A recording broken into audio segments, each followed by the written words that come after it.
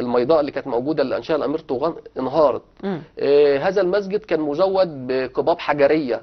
هذا المسجد كان فيه عندنا اللي هو كان يعني ده برضه حاجه فريده، المنبر كان يعتبر منبر حجري، البلاطات نفسها رخاميه. فاحنا بنتكلم الزلازل والكوارث يعني اودت بالعديد من المنشآت اللي هذا الامير يعني شرح في انشائها. كان من اهم هذه المنشآت كان في أنطرة كانت موجوده في البركه الناصريه، كان في العديد من الجسور، كان ليه اكتر من يعني كان بعض الكتب بتقول ان هو كان ليه حمامين موجودين في القاهره، ودول كان خدمه عامه برضه لعموم المصريين في هذه الفتره. احنا بنتكلم ان القاهره في هذه الفتره يعني كانت مشهوره جدا بالعماره والتنافسيه في انشاء الحمامات والبساتين والحنقوات والازبله وكل هذه الاشياء.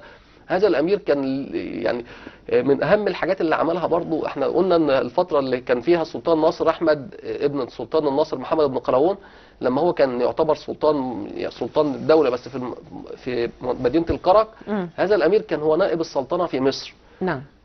اهم حاجه عملها هذا الامير لما تولى نيابه السلطنه في مصر ان هو شرع في تجديد دار النيابه، وبدأ بقى يبقى دار النيابة وظيفة نائب السلطنة أنه في المرتبة الثانية بعد السلطان. وجد أن هذا الأمير هو أعاد لهذه الوظيفة يعني رسومها بقى وتشاريفها في هذه الفترة ومكانتها اللي بدأت تضمحل في هذه الفترة. نعم. ومن أهم هذه الأعمال اللي عملها أنه هو أعاد ترميم دار النيابة في القاهرة. دار النيابة أعاد ترميمها وبدأ ينشئ بجوار دار النيابة يعتبر كده مجلس لسماع الشكايات، سماع القصص نفسها ونظر المظالم. وده برضو دليل ان هذا الامير كان بيتمتع ببعد اجتماعي مهم جدا في هذه الفترة، وخاصة ان هذا الامير كان حريص كل الحرص على انصاف المظلومين، وان هو يسمع لهؤلاء ويحاول بقدر الامكان يقتص لهم من الاشخاص اللي اخذوا حقوقهم في هذه الفتره. فدي برضو كانت حاجه مهمه، ودي برضو حاجه بتفسر لينا هذا الامير كان محبوب من عامه الناس، كان كثير الصدقات على الفقراء وعلى المساكين في هذه الفتره. هذا الامير يحظى بشعبيه كبيره لا حتى في الازمات، يعني حتى في الازمات الفترات اللي هي كان فيها تعتبر صراعات وكان فيها فوضى وكان فيها نهب وسلب. نعم. وجدنا ان هذا الامير بيقف الى جانب عامه الناس في هذه الفتره.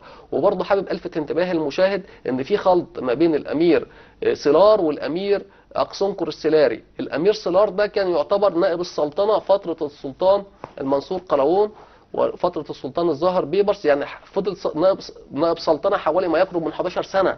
احنا بنتكلم ان الامير اقصنقر ده كان من مشترواته، يعني ده كان من جمله امرائه. نعم. انما في فرق بين الشخصيتين. وبرضه الفت انتباه المشاهد ان في شخصيات اخرى في العصر المملوك تلقبت بسنقر، يعني ده كان اسم شائع.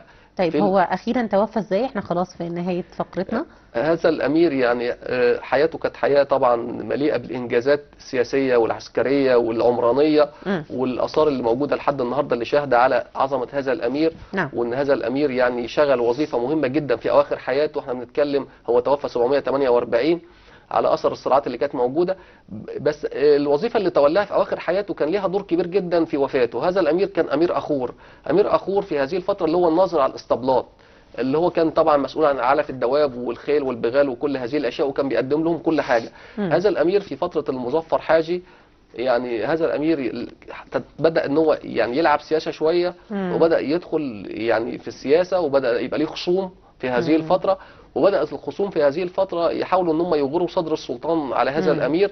وان هذا كانت الفتره الاخيره فيها برضه صراعات، كان فيها صراعات لدرجه ان هم طبعا في اواخر حياته تم حبس هذا الامير وتم سجنه. وتوفى امتى يا دكتور احمد اخيرا؟ وتوفى 748 هجريه. شكرا لوجود حضرتك، نورتني وشرفتني النهارده، بشكرك جدا على وجودك معانا في على الاصل دور. شكرا لحضرتك والساده المشاهدين واسره البرنامج دكتوره. طبعا الشكر موصول لحضراتكم على حسن المشاهده، بشكركم جدا وبتمنى تكون فقرات النهارده نالت اعجابكم ورضاكم، وشكرا لكل زمايلي خلف الكاميرات. باذن الله اشوفكم الاسبوع اللي جاي في نفس